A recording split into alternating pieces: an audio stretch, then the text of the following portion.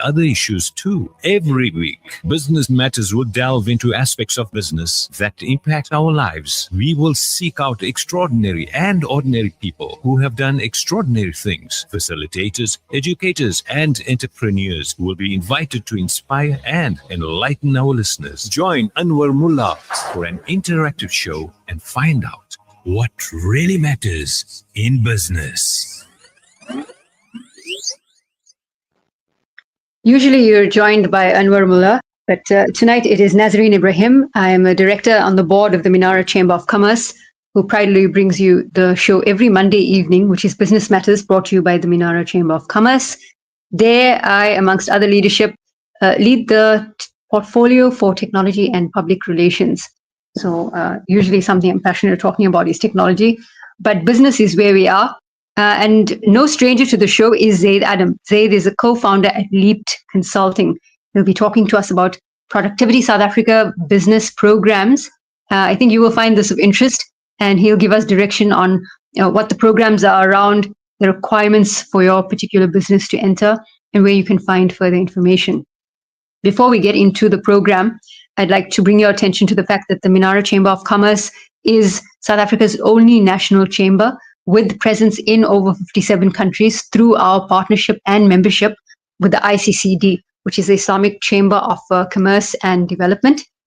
And through that partnership, we are able to bring our members opportunities that span not only trade missions across many different countries, though we are able to do that through our partnerships here with business organizations like Trade and Investment KwaZulu-Natal, Westgrow in the Western Cape, and Gauteng Growth and Development Agency in Johannesburg.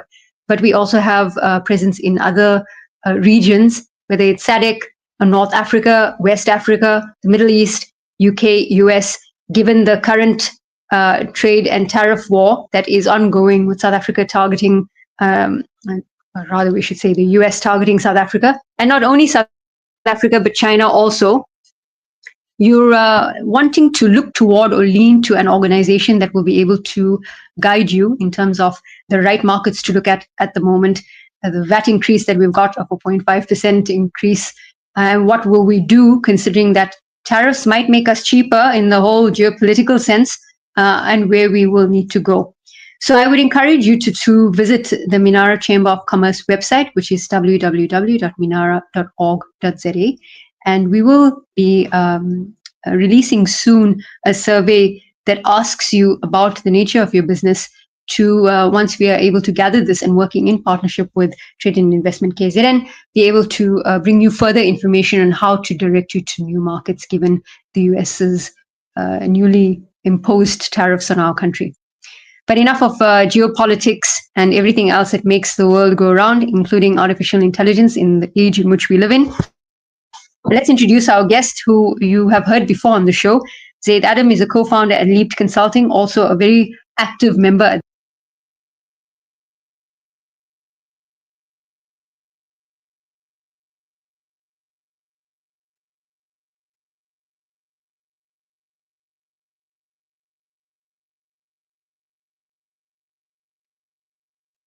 The Al-Ansar Foundation, Da'wah, Tarbiyah, and Education, establishing the foundations of Islamic civilization in South Africa.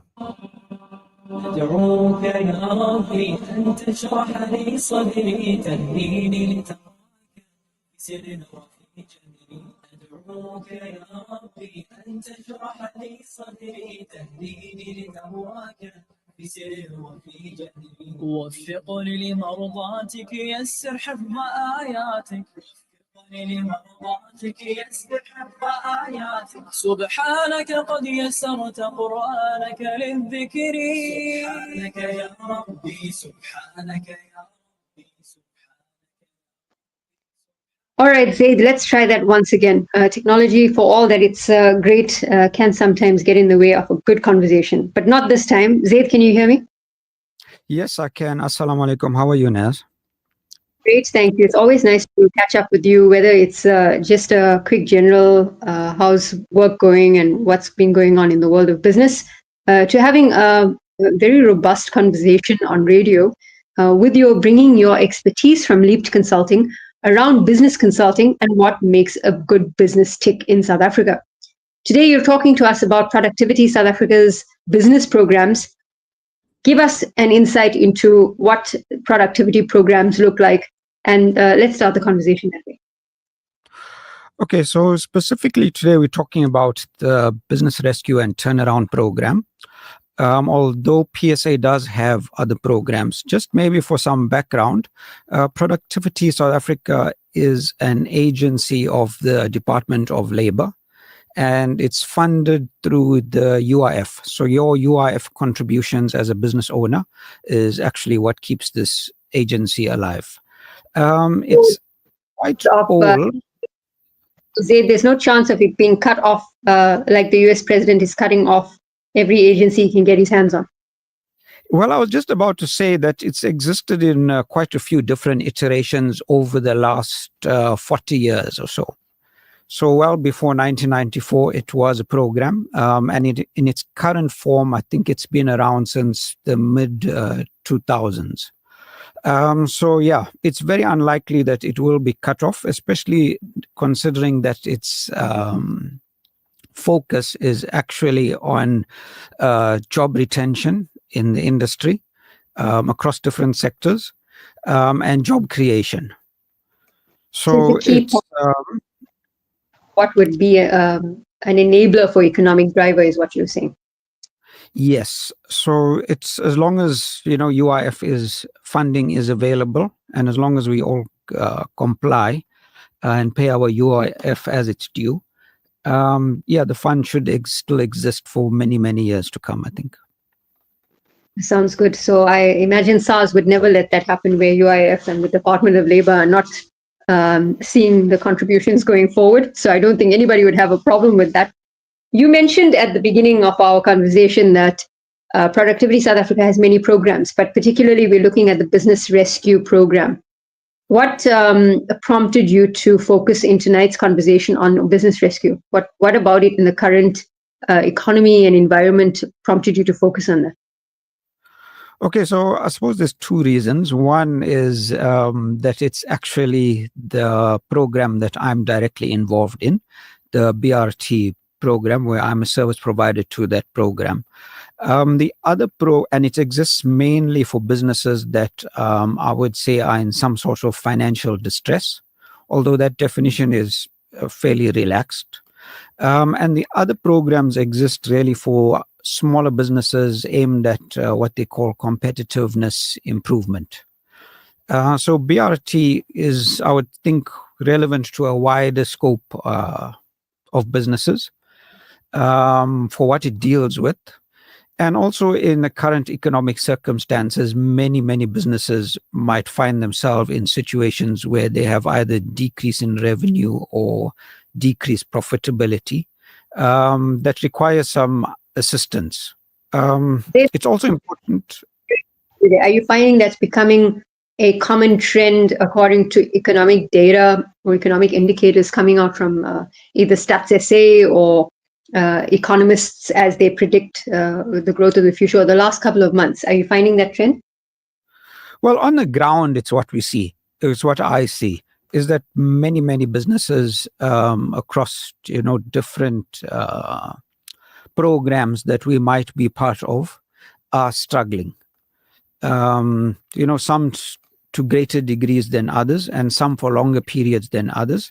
But yeah, many, many businesses are actually, and across different sectors, they are struggling to get by.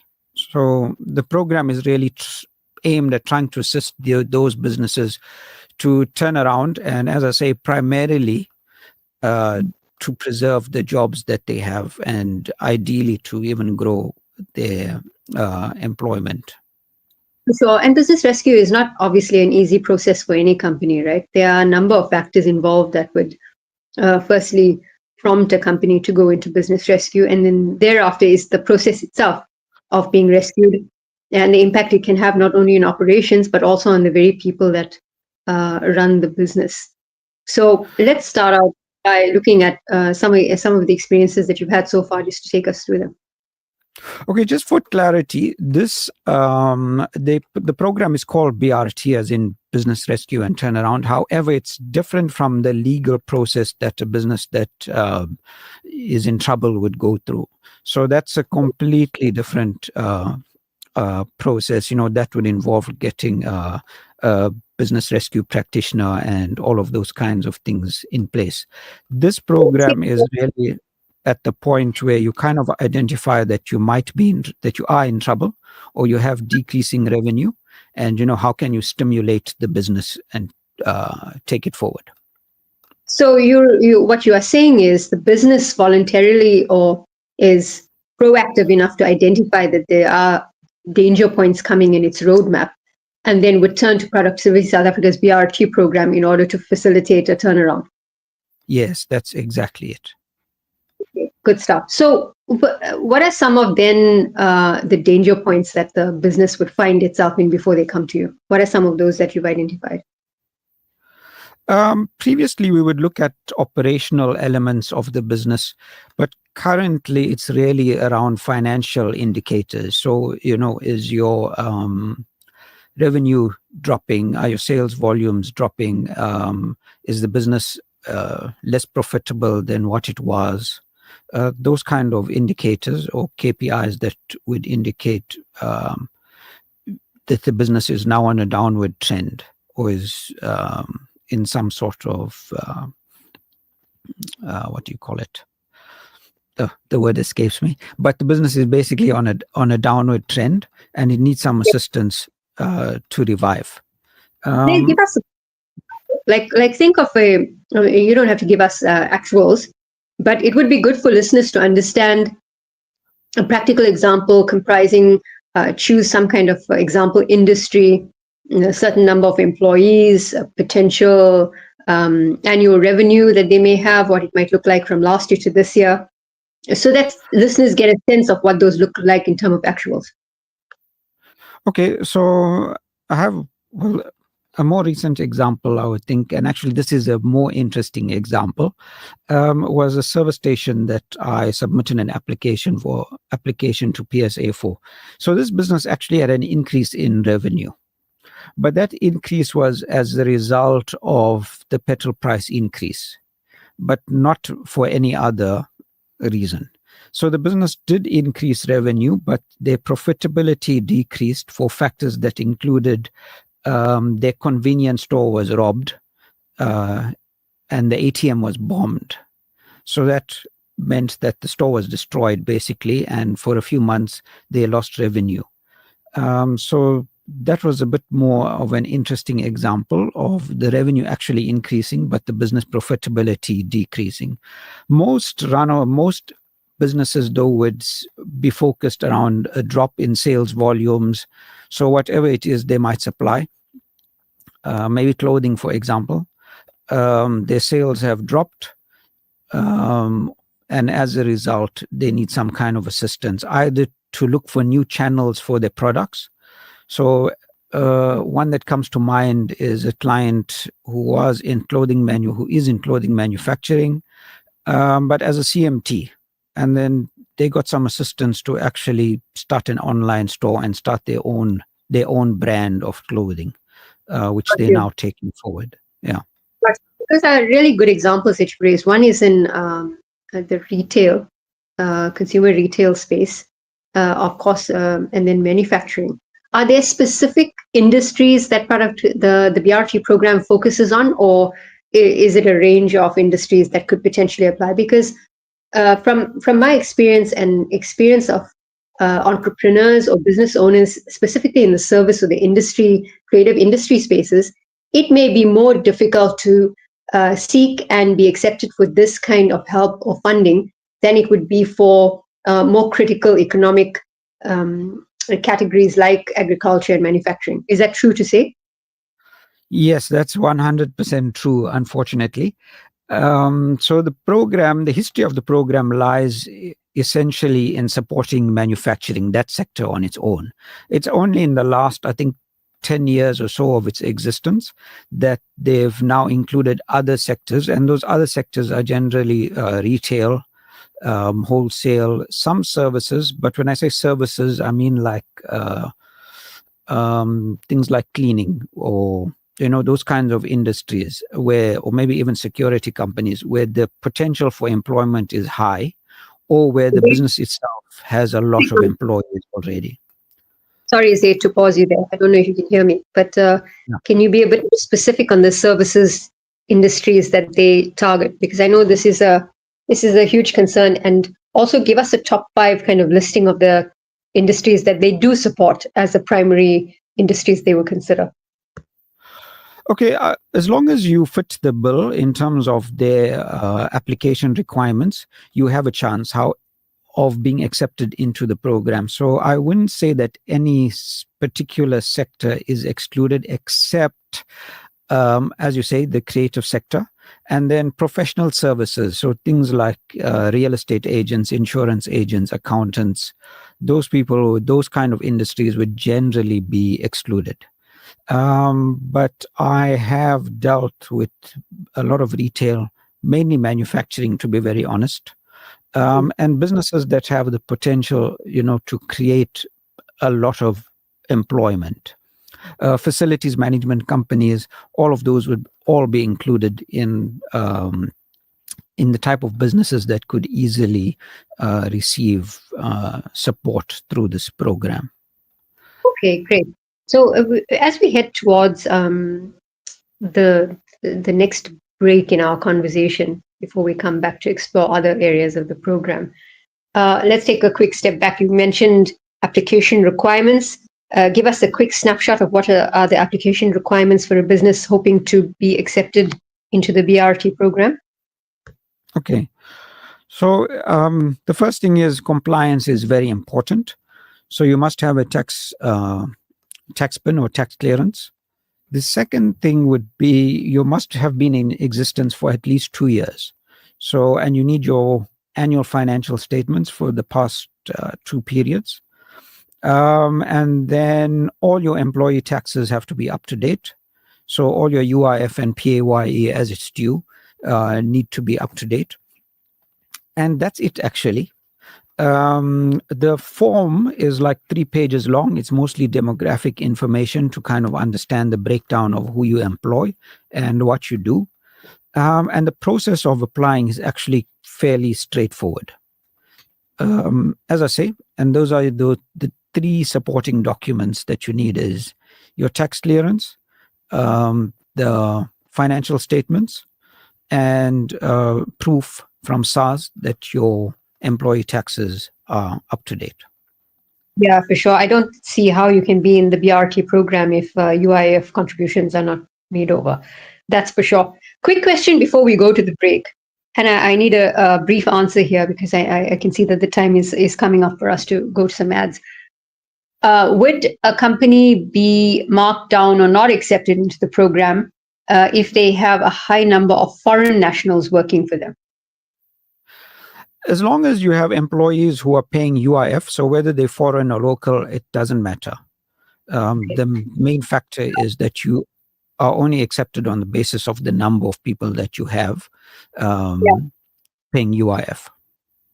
And I find it interesting to ask this question because there are a number of programs across varying South African government operations, like the small business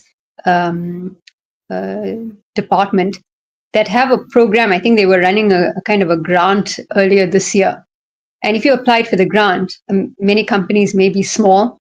90% of your employees needed to be South African.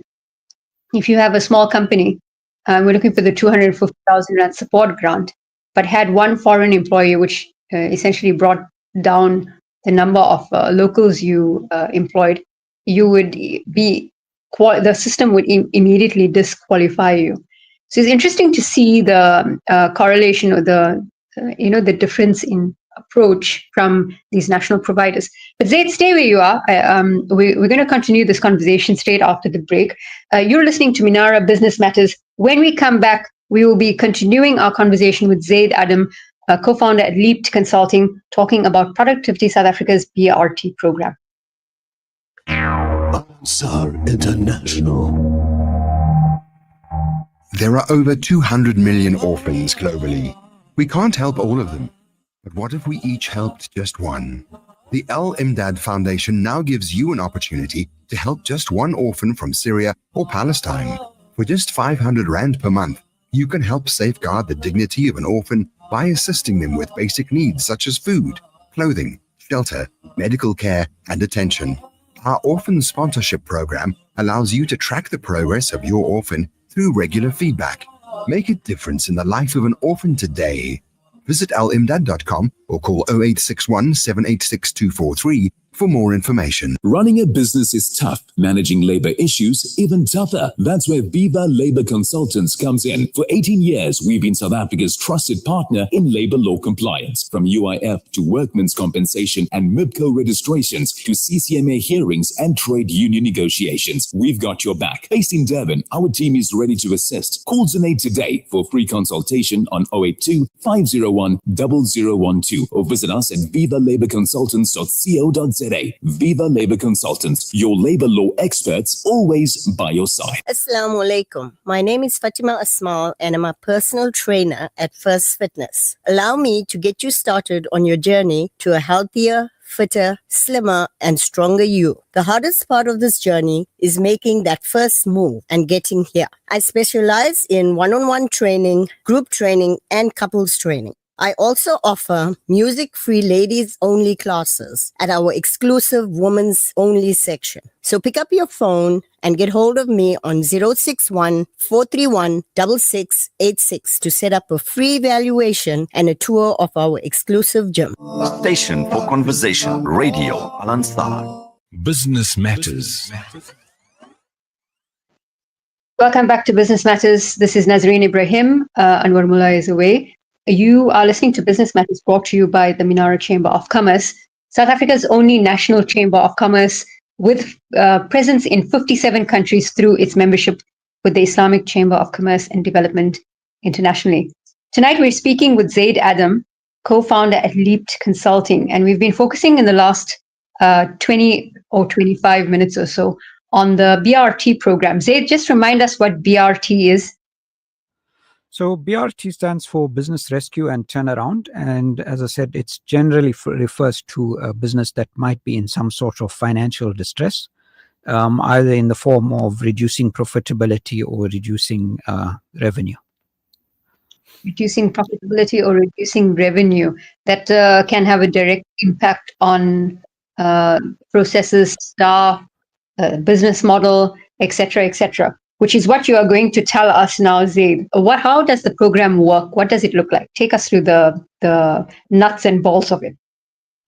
Okay, so just before I get into that, the most critical thing I need to say, and I always forget this and say it right at the end, is that the program is completely free if you qualify. So the program is... Yeah, it's completely free. There is absolutely no cost to the business. Not in the application process, not to any of the interventions that I'll speak about now. It's all at zero cost as long as you qualify for the program. So anyone claiming to be from the Department of Labor or Productivity South Africa asking for a sign-up fee, you need to show them the door, is what you're saying. Yeah, there's no part of the process that you need to pay for as a business owner who applies into the program. Or even when you're in the program, there's nothing that you pay for.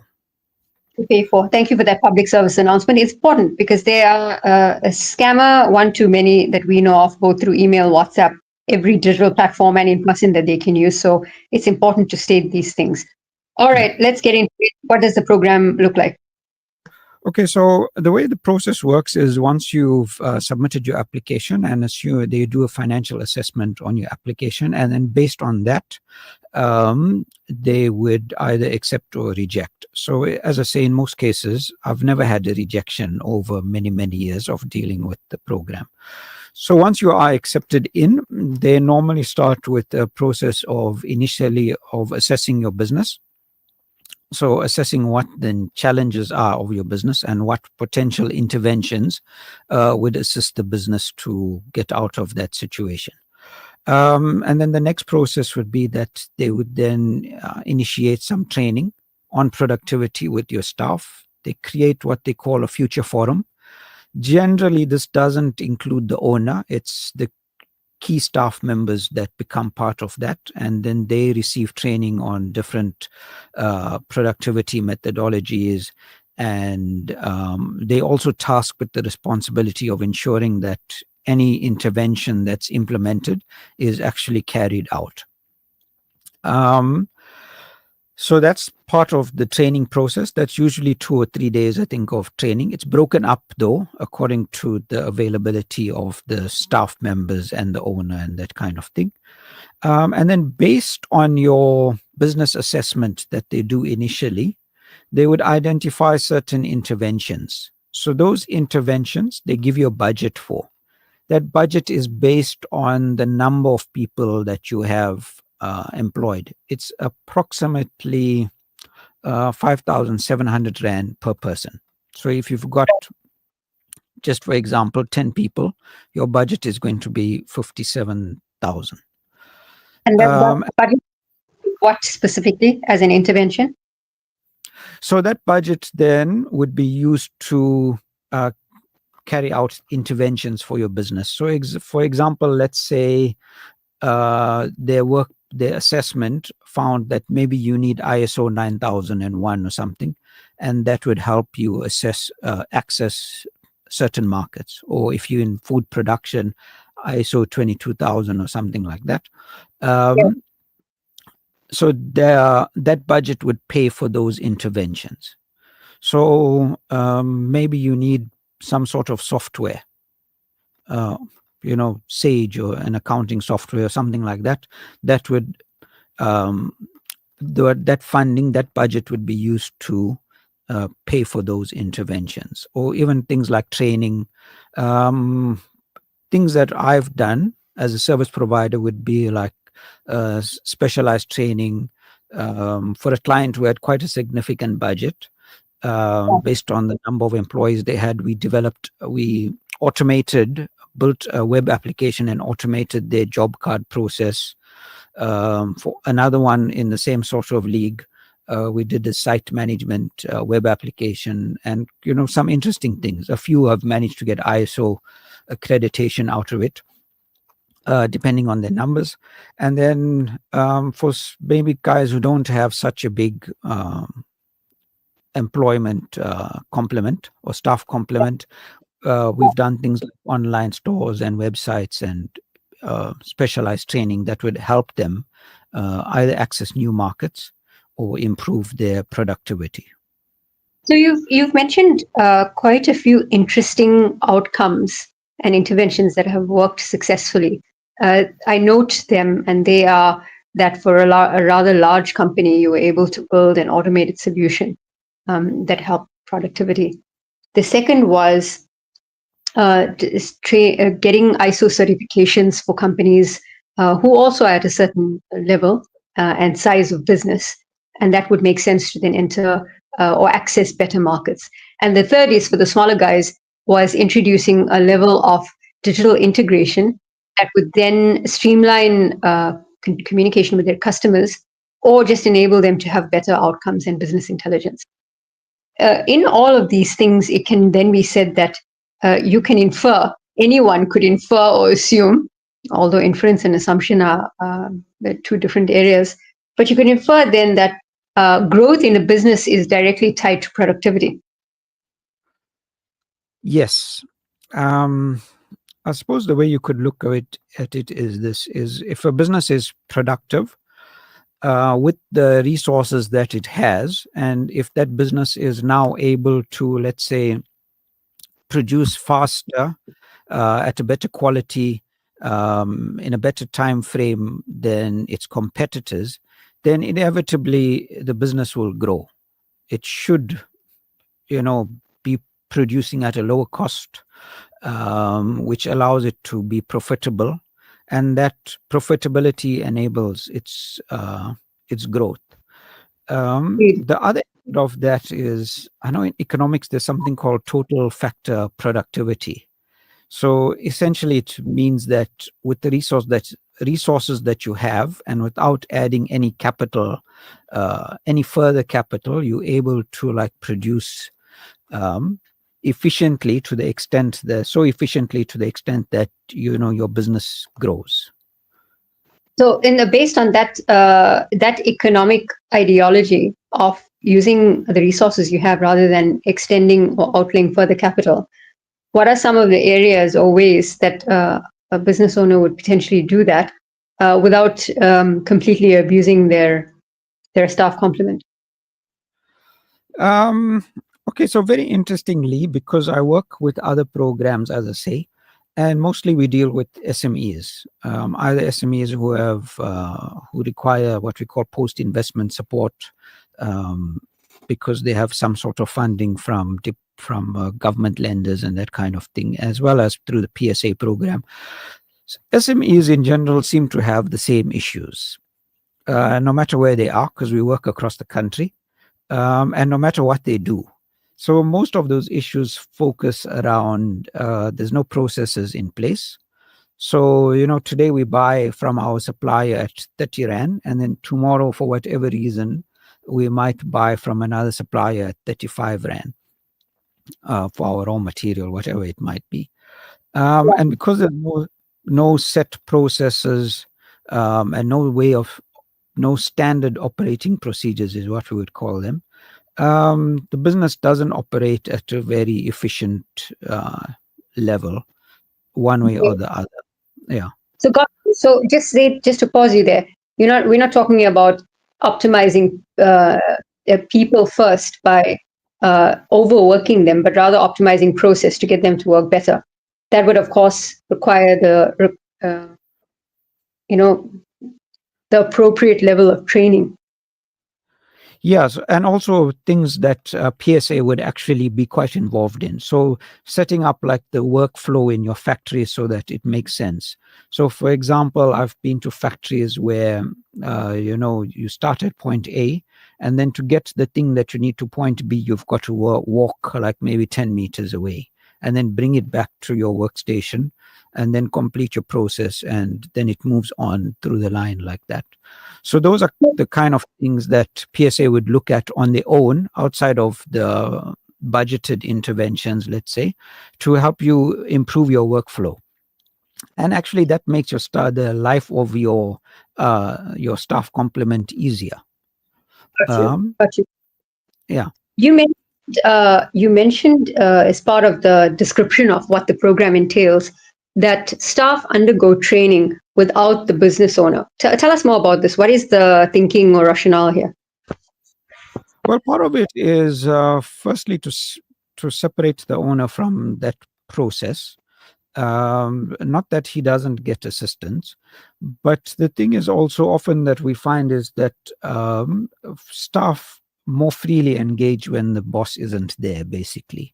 So when you come in to do the assessment and you're engaging with the staff, they tell you more than they would if the boss was in the same room, let's say. 100%. Yeah. How do you, I think, how do you temper that with a realistic sense of how the business runs? Because you don't want to, how are you judging this based on what kind of assessment or rubric? You can have disgruntled employees or one disgruntled employee presenting a certain view, and then you've got a positioning or a viewpoint from the boss. So how does Productivity South Africa mitigate this risk so that they can accurately and to a certain extent objectively apply a solutioning? Okay, so if we go back to like the Future Forum. So the Future Forum would be formed by about 5 key staff members from across the business and across different levels. So whether it could include, the general laborer, someone from the office, and people who are in supervisory or management positions in the business. So that should give you a clearer view of how the business operates. And of course, most of the people who would be project managers from PSA, they come from an industrial engineering background and who are highly experienced. So that input from the Future Forum and their own walkthrough of the business will give them a very clear picture, and then also the engagement with the owner. But I can tell you that from my own experience, it's very hard to hide certain things. Like if you walk into a factory and, the staff seem quite happy, and I've been in places like this many times, the staff come up to the boss and speak to him and chat with him and, have a laugh with him. And there's other places where, people kind of shrink underneath their workstation when the boss walks past. So, I suppose based on experience, you get a feel for these things. Certainly get a feel for it. I know you've been working in the industry for many years, have extensive experience working with businesses in trying to restructure them, enable and enhance their growth. And you have knowledge of a fair few industries that serve the South African economy. Zaid, as we start closing our conversation, just a few productivity challenges that South African businesses face in your experience, and what are some of the remedies that you can suggest to them? I think, as I mentioned earlier, one of the things that we see across the board is there's a lack of standard operating procedures. So, these are like fairly basic things to implement is, how do we go from A, B, C, D thing sort of stuff through a process where the intervention of maybe the owner is not required. Those are things that can be fairly easily implemented. The other thing that we see quite often is there's you can bear testament to this, is that we're in a rapidly changing environment. So skills need to be upgraded all the time. And there's, I would say, a lack of investment in skills development of employees. And then this leads to... Sorry. Yes. Yes, I was saying, so there's a lack of investment in skills development and upgrading employee skills. And that, creates its own problems down the line in terms of having a productive workforce. Great stuff. So, Zaid, I agree with that. We could have an entire other conversation around the upskilling of the worker of the future actually already being here, living in the age of the industrial age of artificial intelligence. But we'll save that for another show. Your parting comments on the subject, and how can people find you, Zaid? Okay, so I would encourage people to contact me and apply for the program. You can get me on 074 603 9844.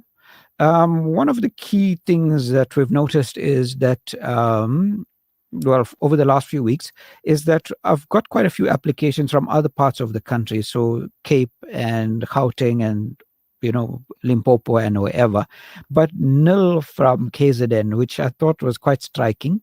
But I would encourage people to actually apply. The program really works if you implement it and if you have an open mind. And there's like many, many success stories that I could quite easily point out. You've heard it from the expert himself, Zaid Adam, co-founder at Leaped Consulting, working across business platforms and programs, enhancing and optimizing businesses, especially across the industries that promote and grow the South African economy, industries like manufacturing, tourism, agriculture, etc. Zaid, always a pleasure talking to you. Thanks for joining us. Thank you. You've been listening to MINARA Chamber of Commerce, MINARA Business Matters. I am Nazreen Ibrahim. Join us again next week for another show focused on a different element of business. And inshallah, we will speak to you then. Don't forget to visit www.minara.org.za. And remember that this year, once again, as we do every year, our MINARA Business and Awards Gala Dinner is coming up in October. But this year is a special year. We mark 25 years of the Chamber in existence, and there will be a special conference as well as other activities in the lead up to the Gala Dinner and Awards. Stay tuned for that. Otherwise, take care and Assalamu alaikum.